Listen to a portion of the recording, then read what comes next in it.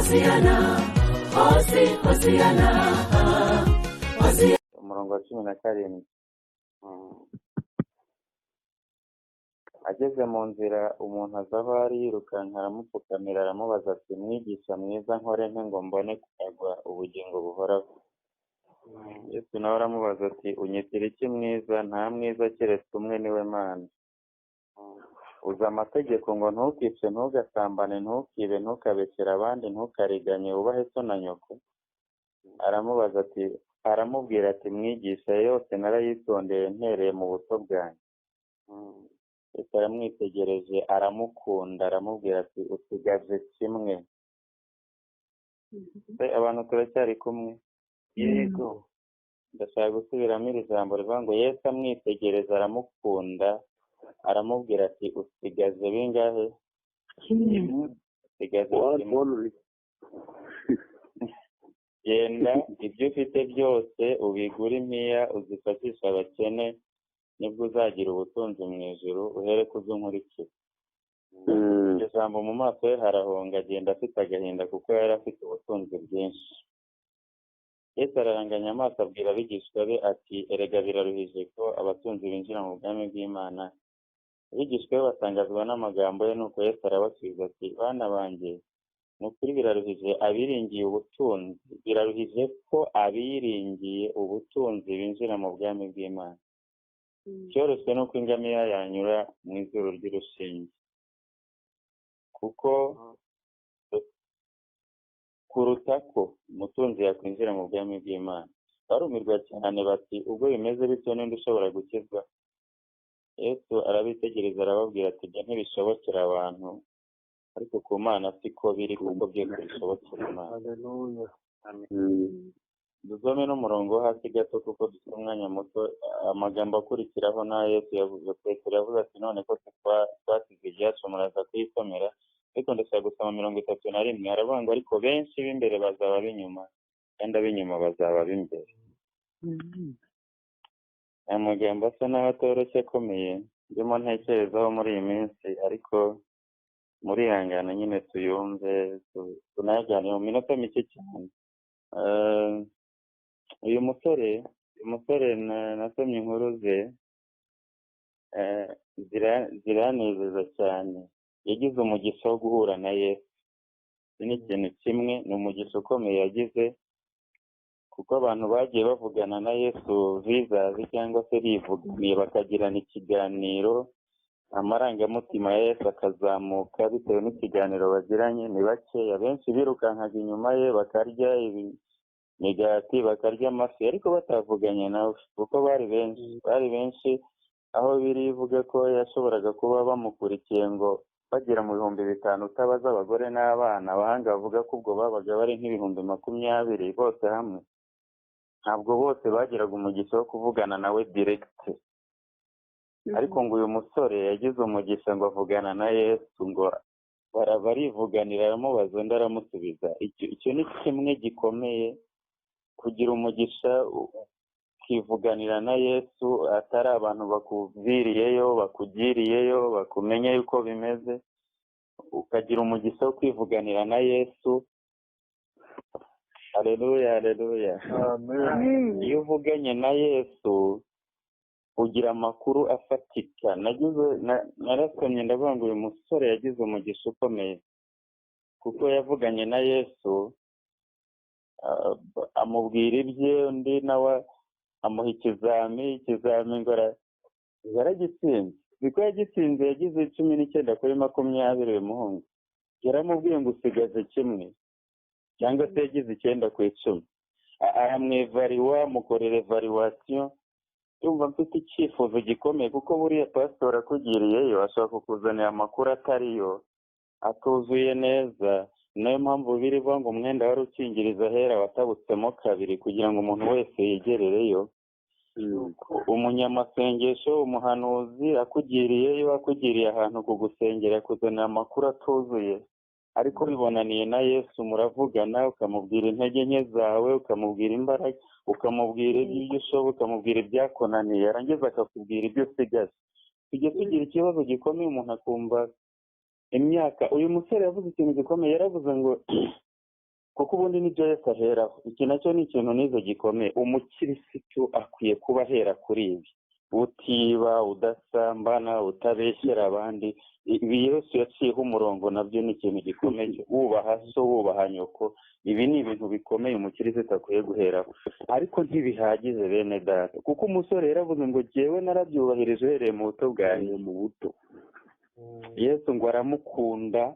Ubundi Yesu nubwo waba hari ibyo usigaje, naramukunze Yesu, nigiyemo ibintu byinshi muri iri jambo. Nubwo waba hari ibyo usigaje utarabitunganya byose, iyo Yesu abona urimo ugerageza hari ibyo watunganije, ngo bimutera kumva agukunze.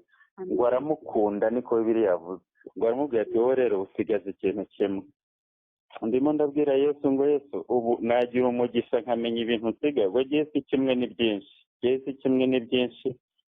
Mwebwe mwandeba ndirimba, mwandeba tugendana, mwandeba nambaye ikote mukavuga muti yarabyujuje, mwandeba ndi mwarimu, mwandeba ndi revera mukavuga ngo yarabyujuje. Ariko Yesu iyo muhuye agukorera, arabiyungurura akakubwira ati ibi koko urabikora, ibi urabikora, ariko usigaze iki?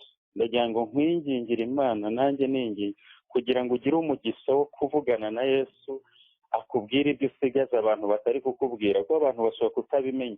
Ariko ubwire Yesu ngo Yesu, ese ko mpanura, ese ko abantu bazi ko nsengera abarwayi, ese ko abantu bazi ko mvuga indimi nshya, ese ko abantu bazi ko ndi mwarimu, ese ko unsigaze iki?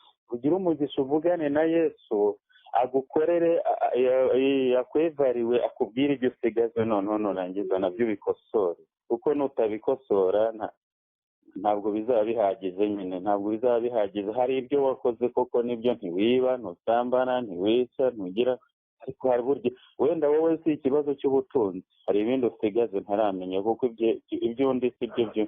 Imana nidufashe tugire neza. Amubwira ko asigaje ngo gutanga ubutunzi bwe. Mu kuri ntabwo Yesu afite gahunda yo kwicisha abantu inzara, ariko ukwiye kumvira umwami Yesu. Hano harimo ikintu gikomeye cyitwa kumvira, utazanye imibare myinshi cyane. Niba hari ikintu abantu barimo bapfa n'Imana muri iyi minsi, ni uko utumva icyo ishaka kuvuga, ahubwo umuntu agashyira mu mibare myinshi, akavuga ati ibi ntabwo bibaho, ibi ntibyakunda, kuko ngo yahise yigendera. Kandi Yesu yavuze ijambo rikomeye, aravuga ngo nyine ubwo na bya bindi yakoze mbere byahise bigorana, barigendera. Ariko ngo Petero, hari irindi jambo ririmo nshaka kubabwira rikomeye, ngo abigishwa baramubaza bati niba bimeze gutyo, ubundi ninde ushobora gukizwa?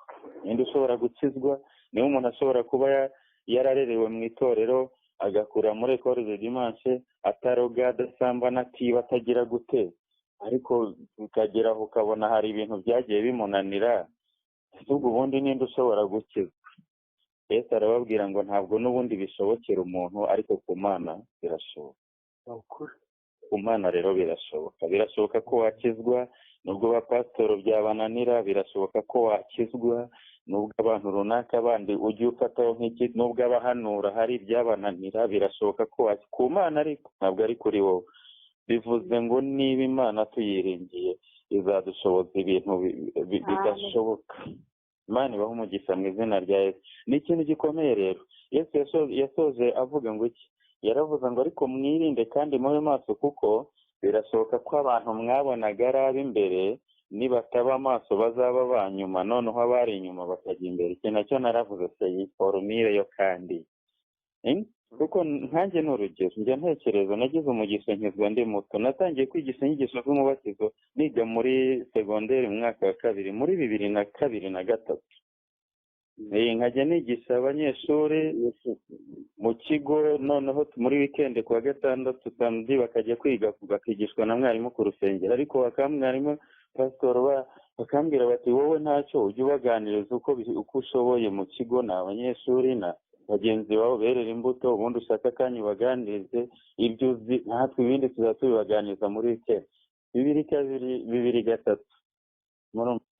hashize iminsi, ariko nari ibintu gisigaye. Iba ari kimwe, iba ari bitatu, sinzi ndabimenye. Ndikubwira Yesu ngo mbwire ibintu nsigaye.